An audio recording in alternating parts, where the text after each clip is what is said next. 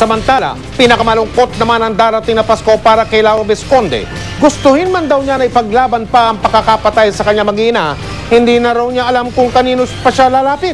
Nakatutok si Lia Manyala.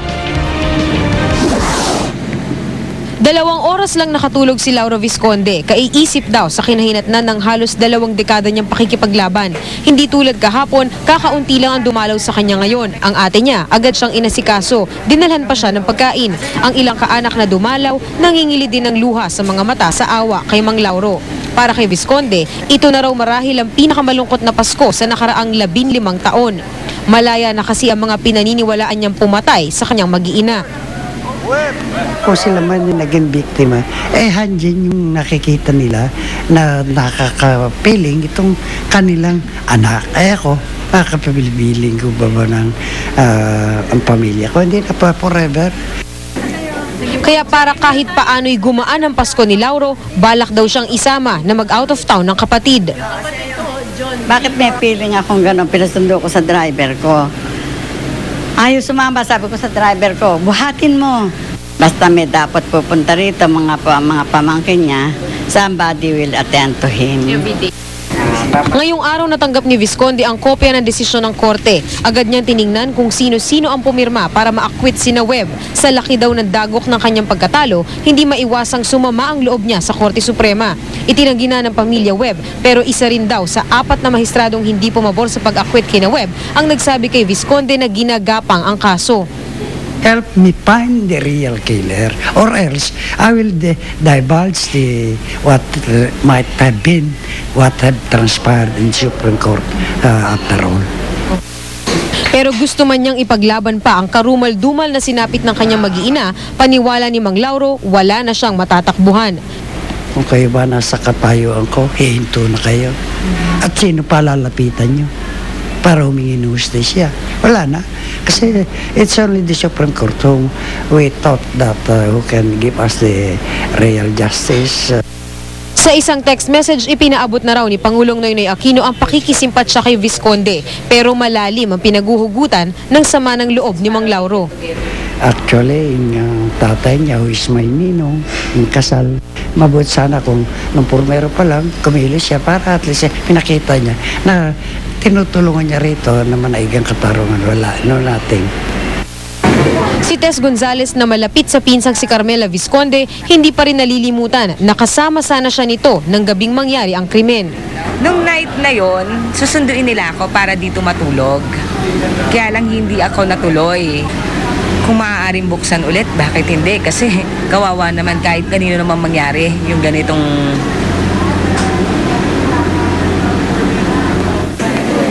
Bago ibinaba ng korte ang desisyon, nakausap pa ng isang kaanak ni Visconde ang star witness na si Jessica Alfaro. Pero hindi na raw ito makontak nang tuluyan ng pinalaya sina Webb. Isang email na lang ang natanggap nila mula sa kapitbahay ni Alfaro na dismayado raw ito sa naging desisyon. Umalis na rin daw ito sa bansa kung saan ito namamalagi sa ngayon. Alam ko naman na they have all the means para papatay si Jessica. Sa kabila ng pagpapatawad at pag-unawa, walang balak si Visconde na makausap pa ang pamilya Webb. Para may sutro siguro ko, what's the use of talking to these people when they claim that they are innocent? Lia Manyala, nakatutok, 24 oras.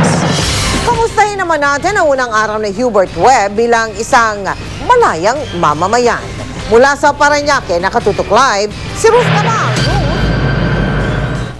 Mel, sa unang araw niyang ang malaya, naging abala si Hubert Webb sa media interviews. Hindi pa man daw ganap na nakakapagpahinga. Ang mahalaga raw ay kasama na niya ang kanyang pamilya.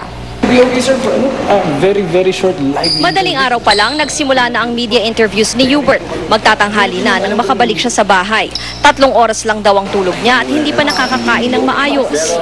Kagabi ang unang pagkakataong nakatungtong si Hubert sa bahay nila dito sa Parañaque, na nilipatan ng pamilya habang nasa kulungan siya. Although masarap yung tulugan ko, sobrang lambot, nagka-stiff na nga ako eh. Ngayon medyo, sabi ko, nahirap pala matulog sa malambot na kama. Sandali niyang naipasyal kanina sa labas ang aso niyang si Jack.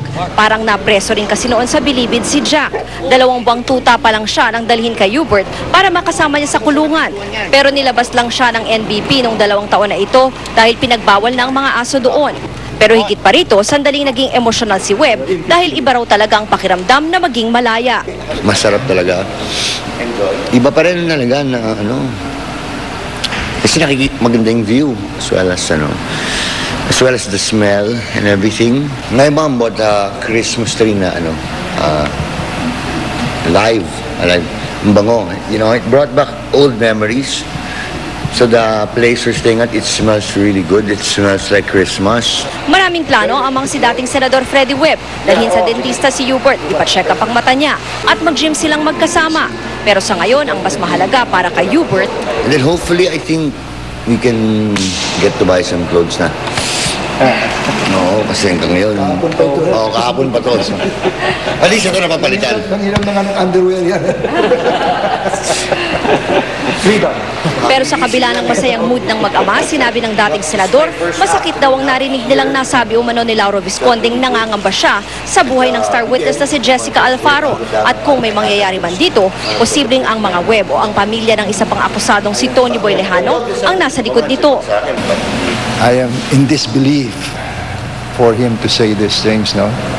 And to think that Alfaro is on the run. What am I going to do? I don't even know where the truth is. You want the truth? Okay. See, if I had the choice, I would rather have Alfaro alive, but go to jail. I want him to taste how it is to be in jail, even for 2 months. 2 months lang, malaman niya kung gaano kahirap ang pinagdaanan ng anak ko na 15 taon dahil sa kasinungalingan niya. Pabor ang mag-amang magkaroon ng reinvestigation sa kaso para matukoy ang mga tunay na salarin. Sa ngayon, pinag-aaralan na daw ng mga abogado ng pamilya Webb ang posibleng pagsasampa ng kaso laban kay Alfaro at sa iba pang nagdiin sa grupo ni Hubert sa Visconde Massacre. Personally, like I said, I'm at peace with myself.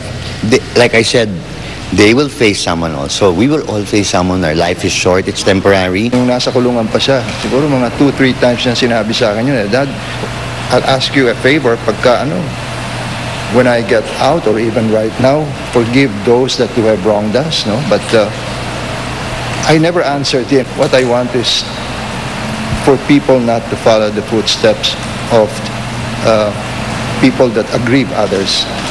Ayoko nun eh. Kasi yung pinagdaanan namin ay talagang hindi biro ito.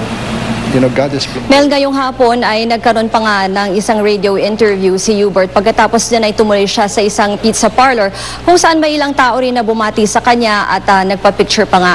Ilang minuto pa lang ang nakabalik dito sa bahay nila si Hubert at ang kanyang kapatid. At dito daw muna sila ngayong gabi at magpapahinga. Mel? Enjoy. Maraming salamat sa iyo, Ruth Cabal. Makalipas ang ilang taon at kasunod ng pagkakapswelto sa grupo ni Hubert Webb, tungkol pa rin po ito sa Visconde Massacre, tinawag na sinungaling at peke ng dating agent ng NBI na naging bodyguard ng nooy star witness na si Jessica Alfaro.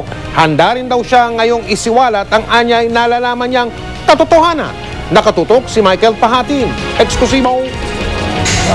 I-maintain ko pa rin yung earlier pronouncement ko na Jessica Alfaro is a fake witness. Peke siyang testigo. Ito ang mariing pahayag ni former NBI agent John Hera na dating bahagi ng Task Force Jicares na nag-iimbestiga sa Visconde Massacre. Si Hera rin ang nagsilbing personal protection ng dating star witness sa Visconde Massacre na si Jessica Alfaro. Minsan din niyang naging nobya si Alfaro, pero giit niya, wala siyang personal na galit dito.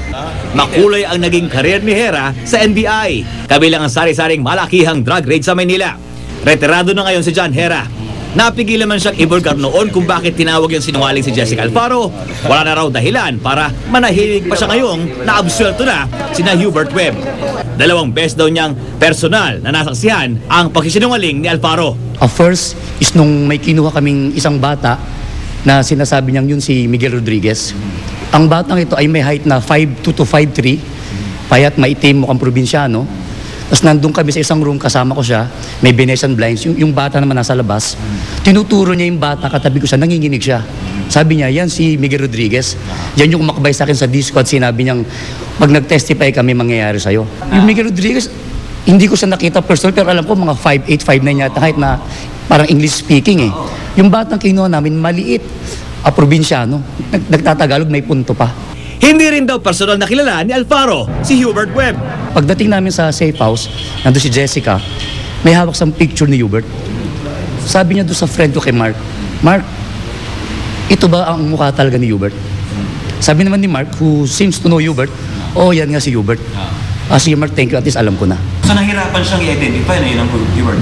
Actually, hindi siya nahirapan. Hindi niya talaga alam. Nagpaturo siya na kinonfirm niya kay Mark na, Mark, ito ba yung picture ni Hubert Webb? Ang tanong, bakit ngayon lamang inilantad ni Hera ang impormasyong ito? Mukhang peke ito si Jessica. Sabi naman ni Sir Figueres, buhay pa siya, sabi niya, wala tayong magawa. May pressure sa taas eh. We have to solve this case by hook or by crook. Dismayado rin daw si Hera sa mga nangyari. Mensahe niya sa mga pamilyang nasangkot. Okay, Hubert, it is time to move on and have a new life.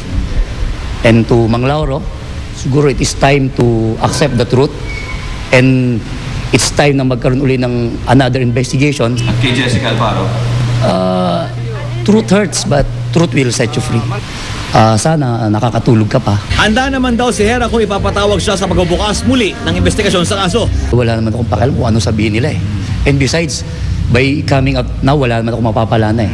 Ako naman, ang purpose ko lang is so that once and for all, malaman ng tao, ng buong Pilipinas, ng buong mundo, kung ano talaga yung tunay na nangyari sa Visconde Massacre case.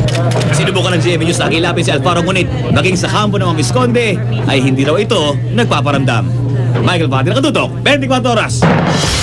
Natuntun din ng GMA News ang isa sa mga suspect na naunang inaresto kaugnay sa Visconde Massacre. Ang kwento niya, matinding torture daw ang sinapit niya noon sa kamay ng mga pulis. Nakatutok si Jiggy Manica, exclusive. Dalawang grupo ng sospek ang hinarap sa publiko noon na nasa likod daw ng Visconde Massacre. Bago ituro ng star witness na si Jessica Alfaro ang grupo ni Hubert Webb. Ang unang grupong sinabing mga sospek, mga miyembro raw ng Akyat Bahay Gang.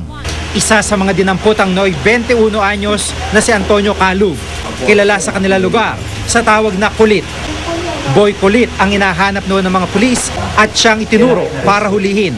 Sabi ni Calub, matinding torture ang pinagdaanan niya sa kamay ng mga pulis. May nakuha kasing dilesensyadong baril kay Calub. Suspect lang nila, Boy Kulit. Pangalan ko lang, Kulit lang talaga, hindi naman Boy. Tapos? Ayun, huli nila. Tinutubig nila, kinukuryente. Tapos? Ayan, ginagawa nila. Paamin. Pag di mo minaamin, tuloy-tuloy gulpe. Pero nang iharap siya sa police lineup, di siya naituro ng mga saksi. Kaya't napawalang sala siya. Dahil sa baril na hawak niya, nakulong siya na may 1 buwan sa Manila City Jail. Nakipagkasundo raw ang mga pulis sa kanya. Babaliwali ng ebidensyang baril, wag lamang niyang balikan ng mga pulis na nag-torture sa kanya. Sabi nila sa akin, parang panaginip lang daw nangyari sa akin. Sinira nila yung baril ko eh. Para sabihin ko raw na hindi na tinuture. Sa bahay niya sa Santa Ana, Maynila, nakita namin si Calub. May 2 siyang anak pero hiwalay raw sa asawa. Naging masaklap daw ang buhay niya matapos mapagbintangan.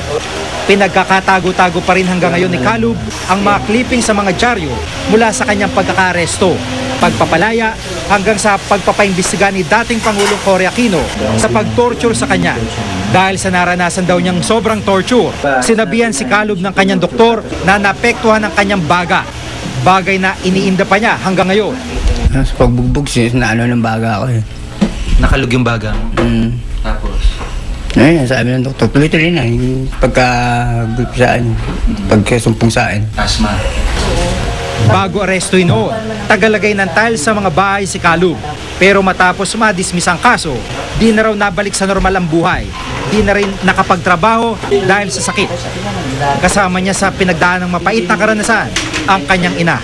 Sabi mo sa mga pulis, kahit dalhin sa Paranaque, hindi alam ng anak ko yung lugar na yan. Kaya walang kasalanan ng anak ko. Jiggy Manica, Tutok, 24 Oras.